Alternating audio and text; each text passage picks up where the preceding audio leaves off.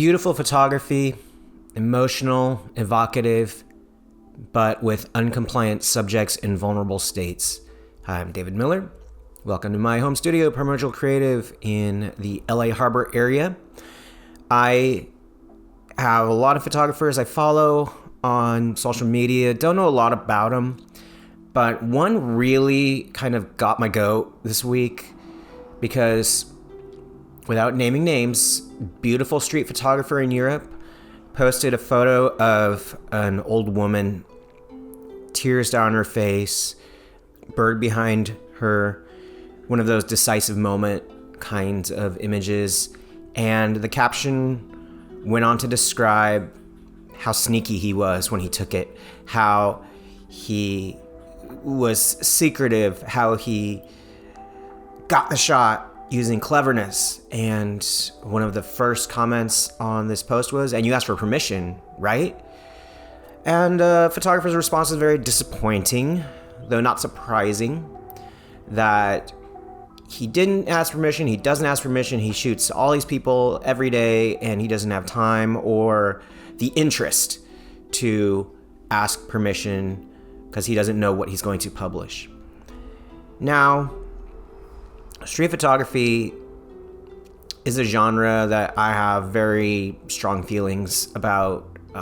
On one hand, the classic street photographers, the Gary Winograns and Deanne Arbises, who I don't really classify as a street photographer, to be honest, but you know, these are people we learned about in history class, and they went out with their cameras, whether or not they had interactions and got names and details from the people they worked with, or if they were entirely uncompliant, non-consensual victims of the street photographers.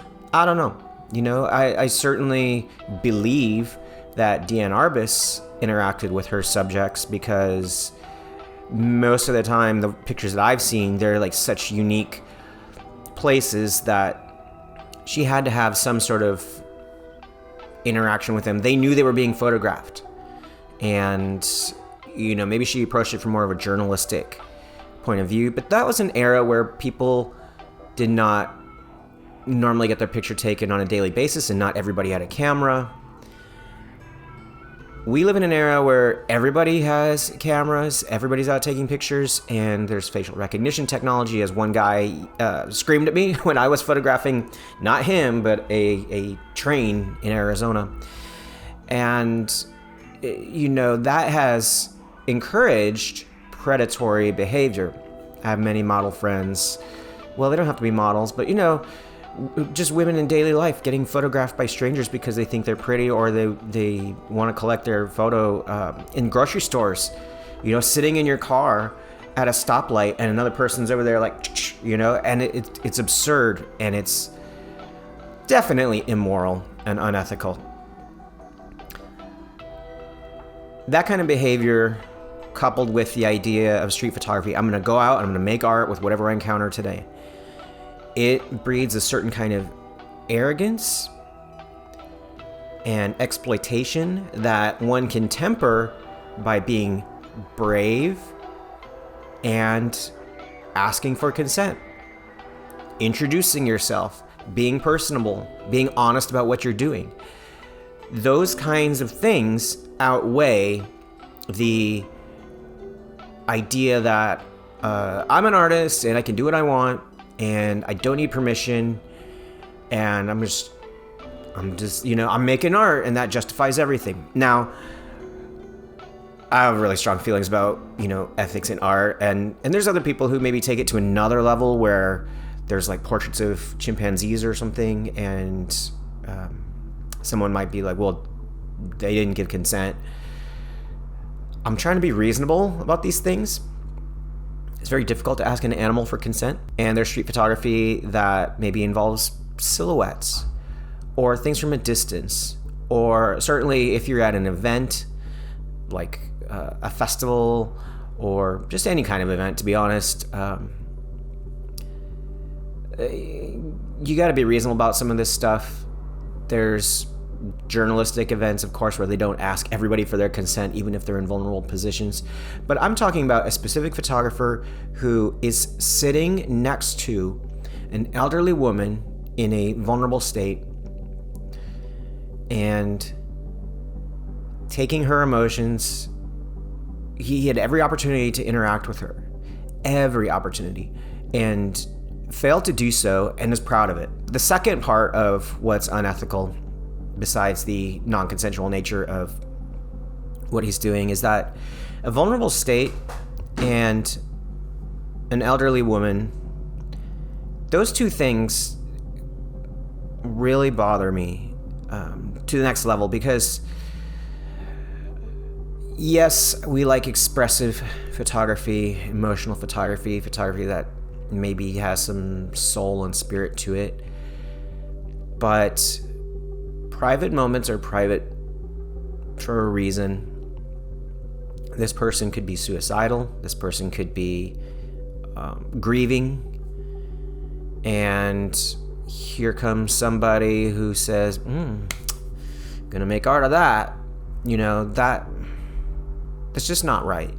The thing about her being an elderly woman, I have noticed over the years that there's certain strata of people who are more exploited than others, and a society may frown if you exploit a child. You'll be jumped on social media if you exploit somebody from a perceived underprivileged class or particular races that have been exploited traditionally. Native Americans leap to mind. But I feel like there's very few advocates for the elderly women of the world. In fact, they're so disrespected that phrases like Karen are commonly bandied about by people who would normally be against any kind of negative connotation towards a specific group of people. But we'll pick on old women because we think they're annoying, or they don't have they're not young and beautiful women. I mean, I'm not saying this, I'm just being sarcastic about it. I think respecting elders and respecting women are two things that go hand in hand when you're talking about elderly women, and knowing that, at least in the country I live in, America, that there's so much predatory stuff directed towards these people where they end up sending all their money to some televangelist and eating cat food and things like that, and being neglected or forgotten about by their family members who think they're just annoying and trouble. Like, it's awful. And I'm not going to name the photographer's name, and the photos I've been putting up have been redacted because I don't want to completely exploit this old woman's emotions either. I want you to know what the photos were. That's why they've been shown in a redacted state in this video. But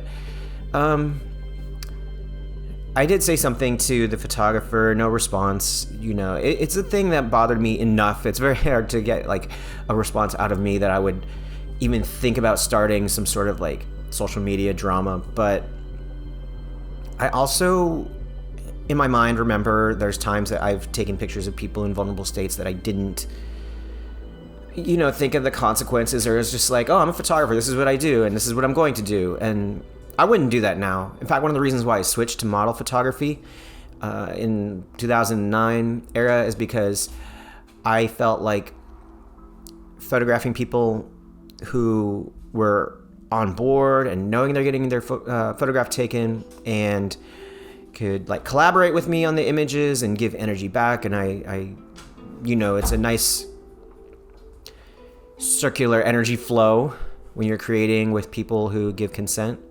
That's kind of when I got into that. Street photography for me was stuff I did in 1998, 99 when I was in school, and we had assignments that were like that, but that was the film era, and I probably 70 to 90% of the time interacted with the people that I photographed, let them know what I was doing as a college student. This is an assignment, or this is like, I'm just out photographing. You thought you're pretty interesting.